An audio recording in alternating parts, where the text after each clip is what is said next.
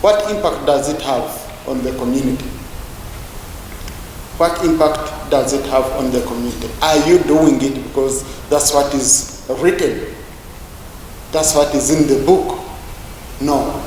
I would go beyond and I say, no, if I'm an accountant somewhere, I must ensure that my organization has an impact in whatever it's doing. And that would be my major driving goal. Because if you do without impact, then people won't feel. And now you are, I think you are lucky to have me, because I'm a non-professional, I'm a street accountant. I'm a street accountant. I usually, in my businesses, they would give me complicated reports. I said, but you man, I gave you money to buy salt. Why are you complicating? Tell me whether you bought salt or you didn't buy it. Why do you want first calculate? You say, I start the balance sheet, I start the statements. Tell me whether you bought salt or you didn't. And I want to thank now the accountant general. He has made the accounts much, much easier. Much, much easier. Because you see, one of our cardinal roles as Parliament is oversight. And oversight, we are doing it on behalf of the public. It will take all sorts of people to be in Parliament. Because most of you can't even win votes, even if you stay. You can't. You can't. Yeah, you can't, because Muribanene, so you cannot go to Bari, cannot go to Boil Porridge, the villages. So you can't. Even, by the way, if you think winning an election is easy, you even stand for a funeral association, they defeat you. Chairman of a funeral association. Say, but here I was coming to help you guys bury yourselves properly. Now, you even defeat me on this what-made campaign. People ask you for logistics, for such. Now, these are the people we work for. These are the people we work for. Yesterday I had a long day with the Auditor General. My mid-morning, I spent it with the Auditor General and the Chairman, Public Accounts Committee Central. And we were discussing the issue of expectations. Because, you see, we face a situation. We have people who go and say, I'm being harassed by Parliament. I'm being harassed by Parliament. Now I get unqualified opinion from the Auditor General, but Parliament is harassing me. People see what they are seeing in papers, what they are seeing in news. The institution is limping. Services are down completely. And then you're moving around waving the Auditor General's report saying you have an unqualified opinion. Your books are okay, so leave me alone. We face it rough. We have faced that situation. So I'm happy yesterday the Auditor General gave us an update, because we've been the kind of financial reporting that we use to process Auditor General's reports. That the Auditor General uses. You focus on financial reporting, but people are focusing on value for money. Okay? People on the ground are focusing on value for money. If you say that you bought a car at 1 billion, but to people that car is 100 million, and you say, we even called bids, the best evaluated bid I had was for 1 billion. People look at you and say, are you serious? Should we believe you? So I'm happy when I shared with him, and he told me now they are going to change so that we start having an all-in-one report that has financial reporting aspects, that has value for money audit aspect, that has special audit aspects. If there are forensic audit being done, also can be integrated, and we have one report. Otherwise, and to be honest, I came to know it yesterday. That to get an unqualified opinion, you have to properly fill that template which you have, which shows how you use money. It's just a template, okay? I'm told it's a standard template. When someone reports properly, this is where money went, this is where money is, you get an unqualified opinion, you go, you celebrate. You've ended the financial year very well. So we have been facing very, very tough questions. And I think you had Parliament attacking the Auditor General sometime back on the sample areas, the outputs are not being clearly defined on what they measured in the outputs and what was not measured, all those things. So the public is expecting you as accountants, you as people who have the expertise to go into public books, to look at public money and help detect fraud, help fight corruption, and help people, bring people to book. This is very, very important. This is a very important role you play in society. And I hope once we work together, we bring in expectations of the public. We go beyond the confines of your professional, the confines of your professional standards. You try to customize to the people. You try to listen to the aspects of the people, and you customize. You go beyond. You show people they've gotten value. We usually hear that we've delivered medicines from national medical stores to hospitals. But nearly every sitting, I get around 5 MPs coming and telling me their hospitals do not have drugs. Okay?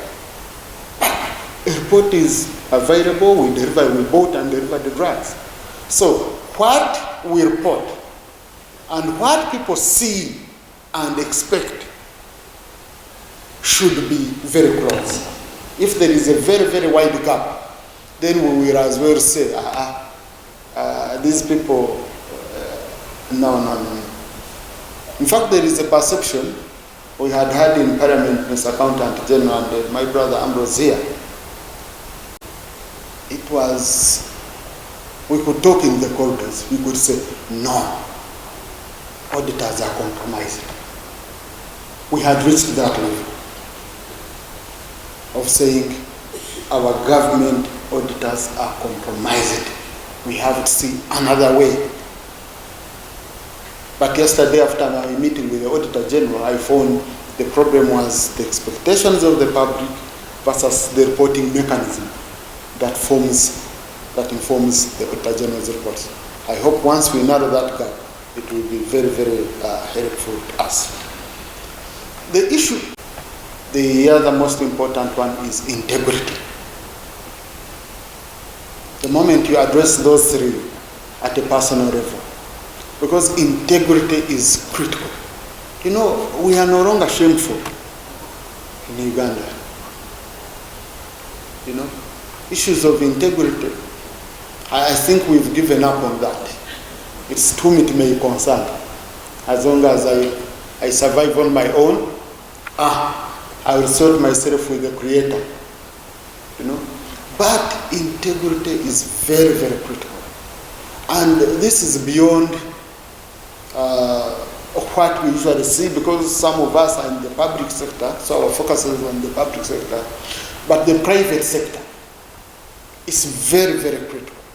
Following the standards, following the practices, ensuring you police yourselves as a profession in order to protect it. I don't know policing mechanisms you have. I say like the law, under the Law Council. I don't know whether you have a mechanism of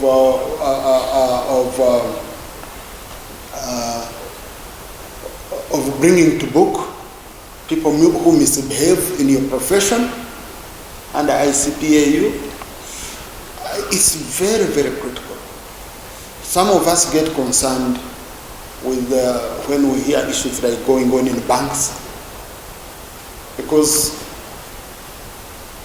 we meet our people in the diaspora. Someone says, my money was withdrawn from a bank. My money was withdrawn from a bank. On the counter, someone came withdrew several times, but the bank is not even returning my money. You could say it was a grand scheme Then recently, I had around 1 or 2 banks, the fraud that was going on. It scares many people. It scares many people because the moment fraud starts coming in, then now we start even having issues of money laundering, of financing of terrorism, and we've worked a lot as a government to ensure that FATF clears us. We are moved from the grey list. We are trying to do whatever is possible to ensure that we don't go back on the grey list, so that our economy can be relied upon. Our economy cannot be looked at as risky. So integrity is a very, very critical aspect of doing all this, I hope. And in fact, it's the number one engine. It's the number one engine. We are relying on you as accountants, for example, to help us improve our tax to GDP ratio. We are looking at how many people are dodging tax. These companies that are suffering. As a matter of fact, I agree with the Right Honourable Deputy Speaker on the urgent need to manage the expectations gap on what the citizens, the public expects of the accountancy profession. I agree with the Deputy Speaker. We need to work on it so that our financial reports, our audited accounts speak to what the citizens of Uganda wish to see. One of the ways to do that is for the accountants to focus the scope of their work on a wider perspective. Instead of only looking at the financials, also look at how the organization is being run, look at the value for money for the items that have been procured by an entity. From the perspective of the public of Uganda, that is, the accountants should be able to look at it that way, so that we remain relevant to the citizens that we serve. Thank you so much. Called on a couple of things, and he referenced personal sustainability even before you go beyond the personal sustainability. And this is where the ethical integrity starts from. But ethics is at the heart of every finance professional, or should be at the heart. So it is a continuous conversation. It's not an end goal that we are now ethical, because ethical challenges keep coming up and changing. He referenced fraud in the banking sector, and you can imagine how much they have to deal with, especially with the new technologies coming up.